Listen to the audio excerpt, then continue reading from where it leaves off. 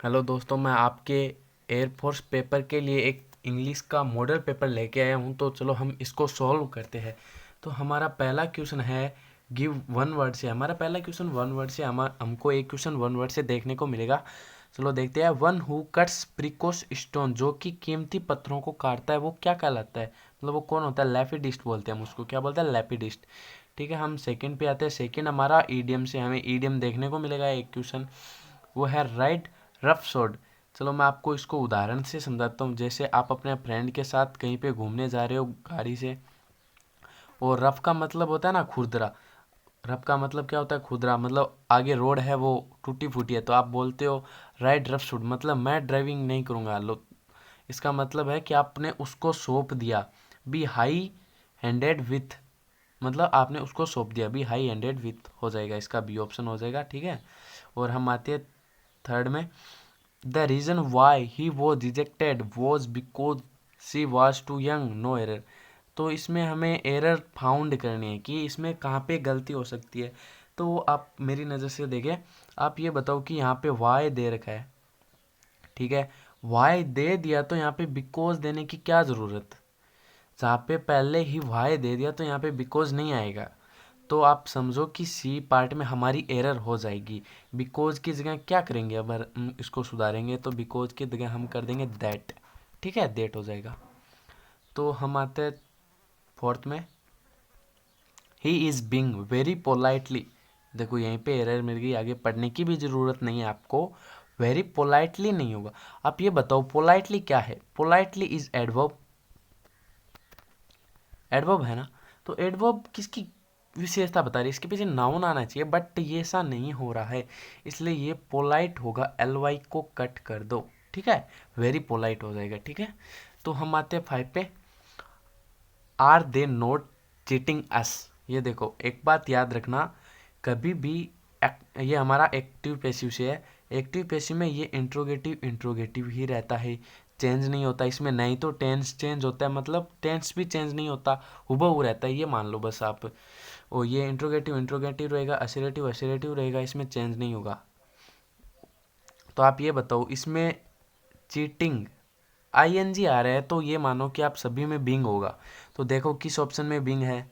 सभी में बिंग है, तो मतलब यहाँ से हम फाउंड नहीं कर सकते कि हमारा कौन सा होगा। तो आप चलो देखिए second try. Second try are है, ये हेल्पिंग वर्ब से स्टार्ट होने वाला है हमारे पास, इसलिए सभी में आर होगा। ठीक है, आर आ गया। अब आपको पता है कि इसमें ऑब्जेक्ट है वो सब्जेक्ट का रूप कार्य करता है। ये अस है, इसको आगे लेके आएंगे तो ये वी का यूज वी हो जाएगा। इसका सब्जेक्टिव अस का सब्जेक्टिव रूप वी हो जाएगा, और वी के अकॉर्डिंग इज नहीं आएगा, क्या आएगा? आर आ जाएगा। आर आ जाएगा। अब तो यहाँ पे देखो क्या दे रखा है, यहाँ पे नोट दे रखा है आर के बाद में, जो कि गलत है। मतलब बी ऑप्शन हमारा गलत हुआ। बचे क्या? ए बी, बी गया, ए सी डी बचा, और आर वी। अब देखो नोट है भाई, आएगा, काटना कुछ नहीं है, जितना है उतना लगाना है। डी में नोट नहीं है, जो कि गलत है। ठीक है, और इसमें देखो नोट की पोजीशन कहीं पे देख लेना आप, नोट की पोजीशन 3 नंबर पे मिलती है, लेकिन इसमें नोट की पोजीशन 4 नंबर पे, मतलब आर एक वी दो बिंग। पहले नोट आएगा, इसलिए हमारा एक हो जाएगा, बिंग से पहले नोट आएगा। ठीक है, फिर बिंग चीटेड, ये समझ गए होंगे आप। तो हम चलते हैं सिक्स पे। सिक्स हमारा गोपन से टू मी। ठीक है, can you do these sums for me. आप समझो, ये देखो यहाँ पे क्वेश्चन मार्क होगा। ठीक है, ये समझो आप इसको जैसा वैसा।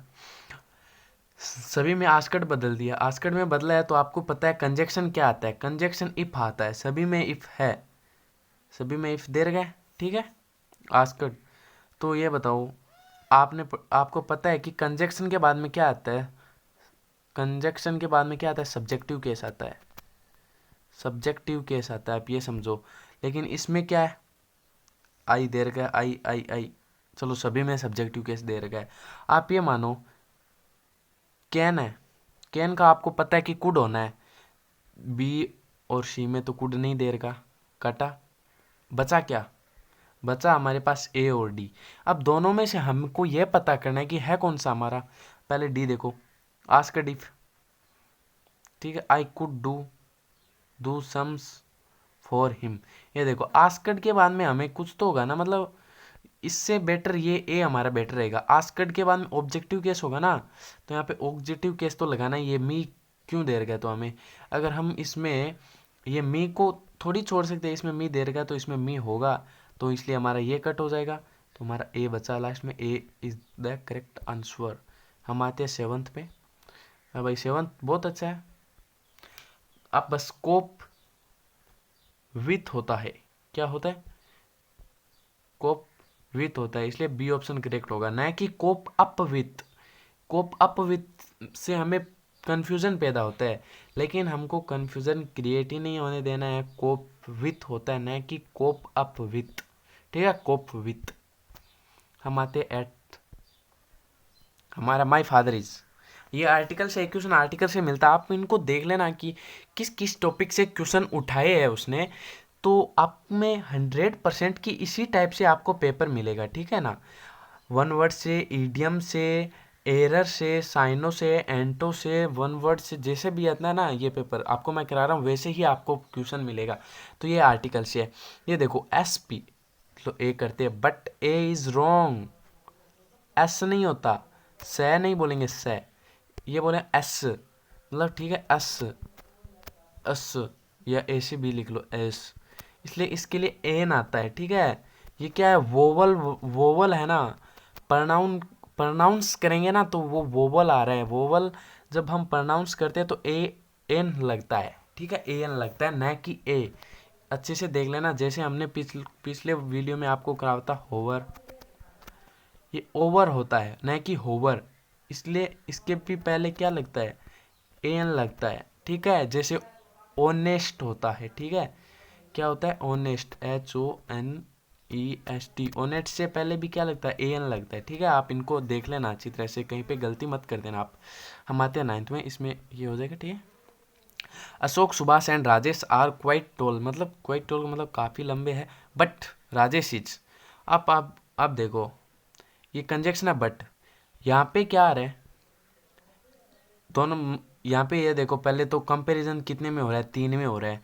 जब 2 में कंपैरिजन होता है तो कंपैरेटिव डिग्री आता है।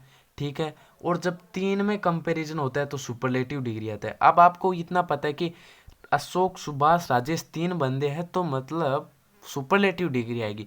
सुपरलेटिव डिग्री क्या होता है, ईएसटी होता है। ठीक है, या मोस्ट होता है। ठीक है, जिसका नहीं बनता है उसके आगे मोस्ट लगा दो, और बनता है उसका ईएसटी लगा दो।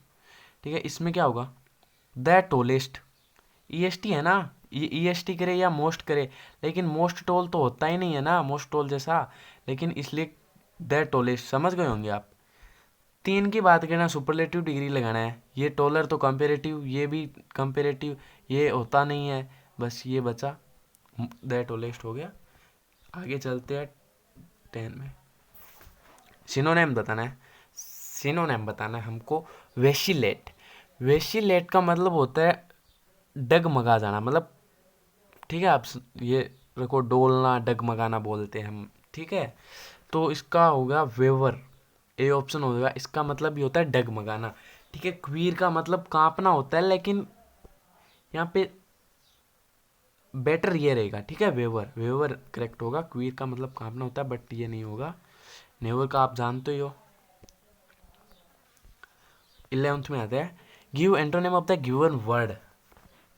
मेटिकुलस, मेटिकुलस का मतलब होता है, मतलब छोटी छोटी बातों के लिए भी, मतलब अपने आप को, मतलब आप समझो छोटी छोटी बातों के लिए मतलब चिंतित रहता है वो। ठीक है, मतलब छोटी छोटी बातों को ही अपने आप को सुधार कर लेता है, वो होता है मेटिकुलस।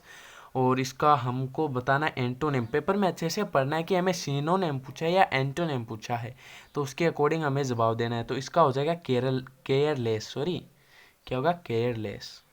सी ऑप्शन हमारा करेक्ट हो जाएगा। फॉरगेटफुल का मतलब भुलक्कड़ होता है, डिस्ट्रक्टिव मतलब जानते हो, फ्लैग्रेंट। ठीक है, आप जानते होंगे। हम आते हैं 12th में।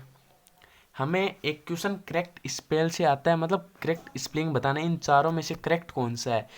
तो आपको देखो एसिडुअस होता है, एसिडुअस का मतलब होता है परीक्षमी, इसमें डबल एस होता है, ना कि ए सिंगल एस होता है। ठीक है, मतलब ये हमारा गलत है, सही नहीं है। लोक्विस, इसमें एल ओ क्यू, क्यू के बाद में यू आता है, इसका मतलब होता है ना बातूनी, इसमें यू आएगा क्यू के बाद में ए से पहले, ठीक है, ये भी गलत है हमारा। और मैकबेर, ये तो हमारा अभी तो गलत है, इसमें BRE होता है, ठीक है, इसका मतलब होता है भयंकर। क्या होता है? भयंकर, याद करना, BRE होता है, नहीं कि ER होता है, ठीक है, बस इतना याद कर लो। तो हमारा सही कौन सा हुआ? बी, ठीक है, नेफ्रियस, इसका मतलब होता है बेईमान, ठीक है, बेईमान। हम आते हैं नेक्स्ट पे, 13 नंबर पे। दिस एरिया सफर्स फ्रॉम, ये एरिया क्या है भाई? ड्रोट है, सूखा है, हो गया। नेक्स्ट पे आते हैं। नेक्स्ट हमारा, हाँ देखो भाई, देखो देखो देखो, we shall go for a picnic if the weather, आप देखो ए गुड होगा, आप समझाऊँ कैसे? आप एक ना बात याद रखना, ये सेल गो यहाँ पे फ्यूचर, हम मतलब पिकनिक को जाएंगे अगर मौसम अच्छा हुआ तो। बात तो यहाँ पे हम प्रेजेंट प्रेजेंट ही आएगा ना। एक बात आप ऐसे समझ में नहीं आती है तो आप ऐसे रख लो, फ्यूचर के बाद में कभी भी फास्ट नहीं आता है, फ्यूचर के बाद में हमेशा प्रेजेंट आता है। इसलिए फास्ट के क्या, वाज घटा, हैडबिन घटा, और ये परफेक्ट में तो जाएगा नहीं, सिंपल सी बात है, प्रेजेंट में आएगा ना, इसलिए इज हो जाएगा, ठीक है। आप इतना याद रखो, फास्ट तो आता नहीं है, फ्यूचर के बाद में फास्ट नहीं आएगा, ठीक है। और हमारा 15 नंबर क्वेश्चन है, आज का last question. Many of us believe that science is something modern, एक बात याद रखो यहाँ, अदरवाइज नहीं होगा यार, तो अदरवाइज कर लो, लेकिन यहाँ पे दैट सही होता है, दैट होगा, दैट, ठीक है। इसका मतलब ये होता है कि कुछ लोग का मतलब विश्वास करना है कि साइंस, मॉडर्न साइंस, साइंस, कुछ लोग मॉडर्न साइंस पे विश्वास करते हैं, ठीक है। अदरवाइज होगा तो मतलब यहाँ पे विरोध अर्थ सही नहीं होगा ना, यहाँ पे 2 हो जाएगा, ठीक है। आई होप आप समझ गए होंगे ये मेरे पूरे क्वेश्चंस। हमने आपको 15 क्वेश्चन कराए हैं और हमने पैसेज को नहीं लिया है, पैसेज को हम एक सेपरेट वीडियो में अलग से डिस्कस कर लेंगे। तो अगर आपको वीडियो अच्छा लगा तो लाइक कमेंट शेयर ज़रूर करिए। चलो बाय।